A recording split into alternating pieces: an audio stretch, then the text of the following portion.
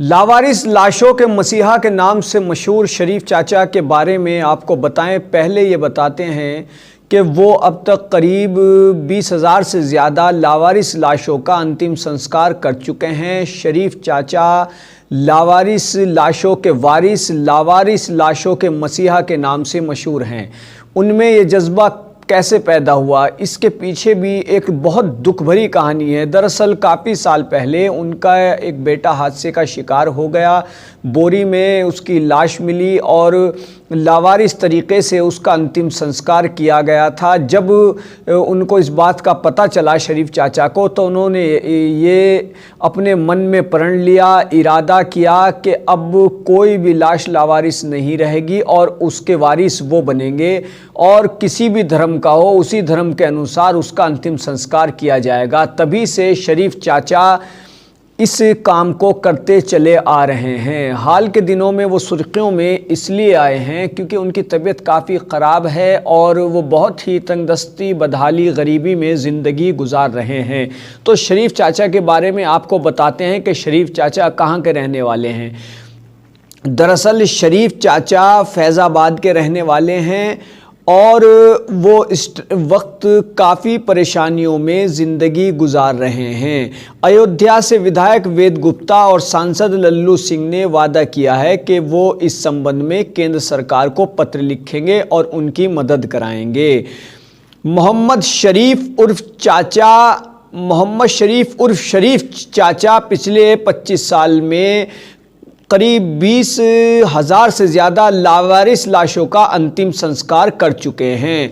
और आपको बता दें कि कई साल पहले आमिर खान के मशहूर शो सत्यमेव जयते में भी उनको बुलाया गया था और जब उन्होंने अपनी दर्द भरी कहानी आमिर खान के सामने बयान की थी तो आमिर खान की आंखें भी उनकी कहानी सुनकर नम हो गई थी।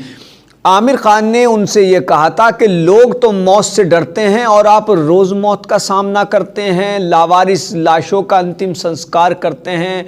तब उन्होंने कहा कि हर लावारिस लाश मुझे मेरे बच्चे की लगती है, मुझे लगता है कि मैं अपने बच्चे का अंतिम संस्कार कर रहा हूँ, क्योंकि मेरे बच्चे को बोरी में बंद करके फेंक दिया गया था। किसी हादसे में, कोई हादसा उनके बच्चे के साथ काफ़ी साल पहले हुआ था, वो उसको भी वहाँ पर बताते हैं।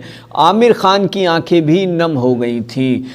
तो बहरहाल शरीफ चाचा जैसे लोग जिन्होंने इतना बड़ा सदमा, इतना बड़ा गम उठाया, अपनी ज़िंदगी को अंधकार में नहीं ले गए, बल्कि उन्होंने वो करने का ज़िम्मा उठाया कि जिसको करने से पहले लोग 100 बार सोचते हैं।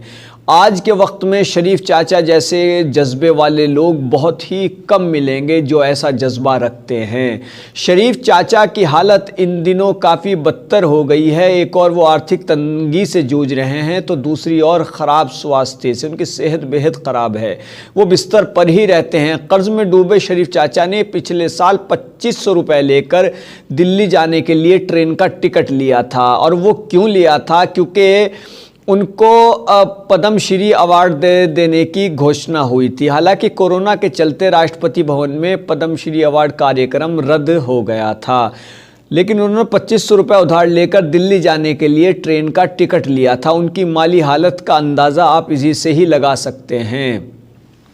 शरीफ चाचा बेहद गरीब हैं और काफ़ी बदहाली में इस वक्त ज़िंदगी गुजार रहे हैं। आप इन तस्वीरों से भी उनकी बदहाली का अंदाज़ा लगा सकते हैं। वो बिस्तर पर लेटे हैं और उनका स्वास्थ्य तकरीबन अब जवाब दे चुका है। शरीफ चाचा की जो ये ख़बर सामने आई कि वो काफ़ी तंगहाली और बदहाली में, गरीबी में, मुफलिसी में ज़िंदगी गुजार रहे हैं, तो मकामी लोग और नेताओं का आना जाना उनके घर पर लगा हुआ है। विधायक वेद गुप्ता ने शरीफ चाचा के लिए फ़ंड जुटाने का आश्वासन दिया और ये भी बताया कि उन्होंने राज्य सरकार से शरीफ चाचा के लिए मासिक भत्ता और फ्री राशन मुहैया कराने की बात की है। पूर्व मंत्री तेज नारायण पांडे ने भी परिवार को पैसे दान दिए और क्राउड फंडिंग लॉन्च करने का वादा किया। फैज़ाबाद से बीजेपी सांसद लल्लू सिंह ने बताया, मैं केंद्र सरकार में वरिष्ठ अधिकारियों से शरीफ चाचा के घर मेडल की डिलीवरी के लिए बात की है। मैं फ़ंड की व्यवस्था करूंगा और मुफ्त इलाज सुनिश्चित करूंगा।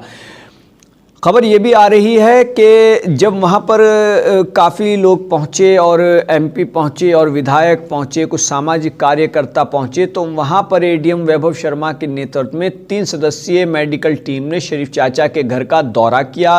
वैभव शर्मा ने कहा कि सीनियर डॉक्टरों ने मेडिकल चेकअप किया और हमने परिवार को पूरी मेडिकल हेल्प का वादा किया है।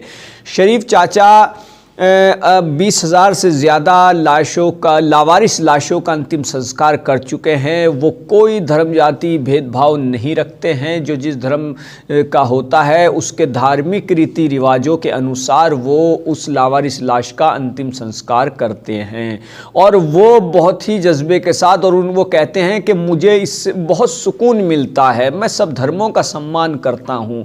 वो मोहब्बत, अमन, भाईचारे की बात करते हैं। फैज़ाबाद में, अयोध्या के फैज़ाबाद में मोहल्ला खिरकी अली बेग में किराए के मकान में रहते हैं। उनके 2 बेटे सगीर और अशरफ हैं जो थोड़ा बहुत कमाते हैं, लेकिन इससे घर का खर्चा बामुश्किल ही चल पाता है।